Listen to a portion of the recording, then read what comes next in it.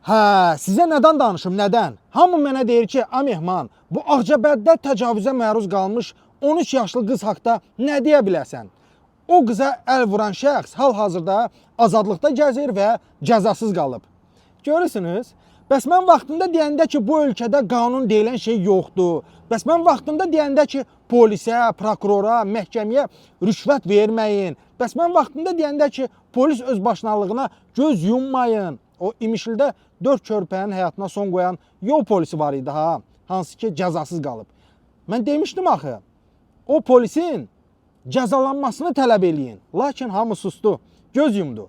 İndi bu 13 yaşlı qıza təcavüz edən şəxs də, o manyak, düşünüb ki, mən bu hərəkəti eləyəcəm və sonra da polisə, məhkəməyə gedib rüşvət verib söhbəti bağlayacam. Belə də oldu.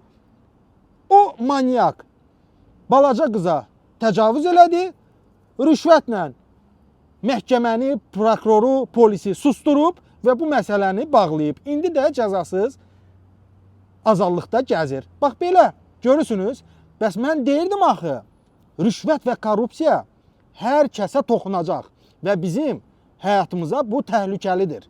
Amma cəmaət nə deyirdi mənə? Deyirdi ki, mehman, hansı iş yaxşıdır? Yol polisi bizə 100 manat cərimə yazsın, yoxsa 100 manatlıq cəriməni 10 manatla bağlayaq.